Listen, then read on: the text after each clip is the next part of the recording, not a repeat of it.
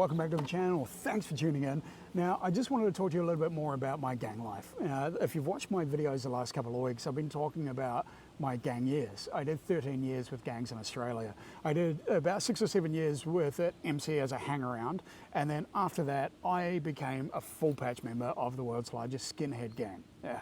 I'm going to talk to you about it today because they were the darkest years of my life. It was violent and destructive. So, how did I become a full patch member of a skinhead gang? Oh, wow, that's a story.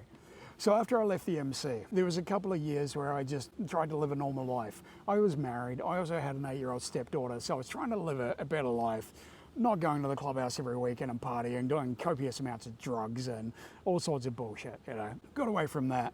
Out of boredom, I needed a hobby. I started collecting World War II military, of all things. And I was fascinated with World War II history as a kid. So I thought, okay, great, I'm on eBay, why not? So I started collecting, and my collecting led me to some guys in Brisbane who were selling militaria. I went and met with these guys, and they were skinheads. I went, oh no, oh, skinheads, really? Come on. I knew skinheads growing up when I was in New Zealand, and they were scumbags, they were violent, you know, and I didn't want to be part of that life at all. So I was like, oh, okay, I'll, you know, be a bit dubious. But they invited me along to one of their meet and greets. And I went, okay, I'll come check it out. I'll come along. And I did, you know, and I thought, these guys aren't what I am used to seeing. It's not, you know, what I was used to in New Zealand. You know, these guys are all clean cut and, you know, had good working jobs and they didn't do drugs. Oh, okay, that's what I need. I need this kind of environment, you know. Less temptation, right? Now, I met one of these guys, and he was a full patch member of this gang. And I went, skinhead gang? Didn't even know that was a thing. And he went, yeah, we've been around since the 80s, you know, started in America, you know, we've been full patched in Unity Prospect time and everything. I went, oh, okay. You know, sounds like the MC days. Yeah, that's what I'm after, right? So I was like, yeah, great, oh, fantastic. You know, this is the life for me, right? You know, this is what I need. The only problem was I wasn't racist at all. You know, in fact, I didn't know how to be. So anyway, I started hanging out with these guys more and more.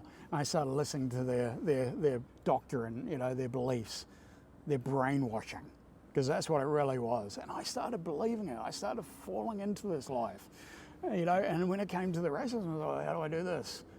I thought back to the first ever incident of violence that I saw as a 4-year-old child was my mother being seriously beaten by her Maori boyfriend. He was ground and pounding her like I'd never seen anything like that in my life. It just traumatized me. I used that trauma, that anger and that hatred towards him to be a part of this life. And I was also a funny guy, so I told jokes. That was my way of being racist, was telling jokes. After a couple of years, I started really just entrenching myself in this life and becoming a huge part of the scene, to the point where they offered me a prospect patch, and I turned it down. My wife had said, no, she didn't want me as part of this life. She didn't want to be a part of it. I went, okay, fair. It was causing a lot of grief in my life anyway, you know, especially personally. Friends were ostracizing me. They were just distancing themselves from me. Others losing clients, everything, you know, because I was like, I'm going to become Mr. Super Skinhead, you know, I'm going to become the best. This is the life I want, you know. And yeah, my wife eventually, she separated from me, and my friend offered me a prospect patch, and I'm like, yeah, brother, I'll take this. You know, I want to be a part of this life. Yeah, this is for me. And I prospected, you know, and I threw myself into this life, and I became such a big part of it. In fact, I created an event, which I ran for 3 years in Australia, and it was huge. It was the biggest events in the Australian scene. They got worldwide media coverage, you know, MPs were starting petitions to get us shut down, everything. I was also getting investigated by Australian Federal Police because of it, you know, and I thought it was actually cool. You know, that's great. I kept going through this life, and, you know, things were just turning to crap for me all the time, and rightfully so. You know, so eventually I became a full member, you know, proudest day of my life at that time, you know. I patched in with 2 other guys, and it was awesome, you know. I'd made it. I was part of this brotherhood. I still had that emptiness though. I couldn't explain it. So I went along with everything. I went along with this life. I thought, yeah, I'll be a part of this. I'll be the big guy.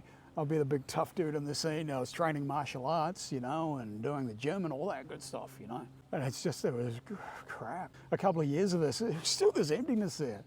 You know, and I traveled to America. You know, I went and partied and stayed with brothers over there in North Carolina and Georgia. That was an eye-opener, one I never want to ever experience again. I returned to Australia and things had just turned to crap. You know, my car got repossessed, you know, and life had just turned to absolute shit for me. I was working for my friend who is president of the Gold Coast MC chapter, you know, and at that time we had a manager at the studio, Beth, who was a great friend, and she became such a close friend, and she saw the good in me. She saw the good spirit, you know, so she started working on me. She was saging my room, you know, and just sending out good positive energy to me all the time. And I felt that. I connected with her. And then I started questioning why. Because I'm supposed to hate her. Beth is Filipino. I'm supposed to hate this person because the club says so. No way.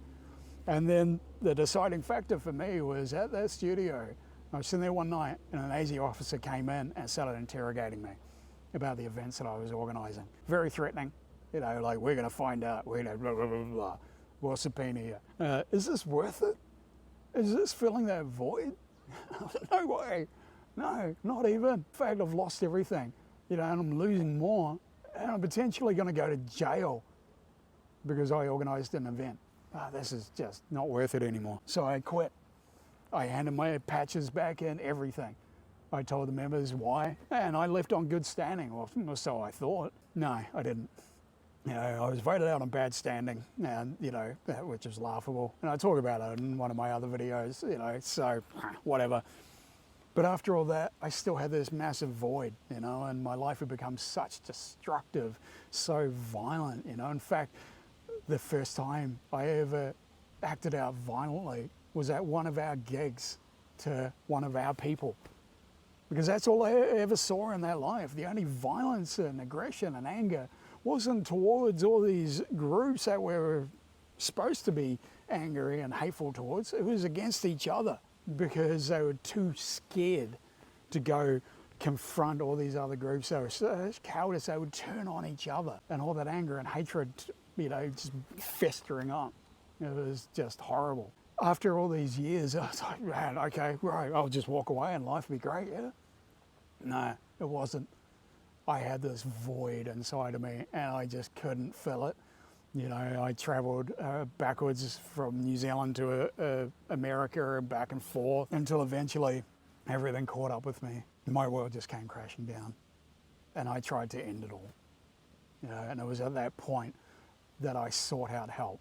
That help has led me to the path of healing that I am on now. And I've filled that void, finally.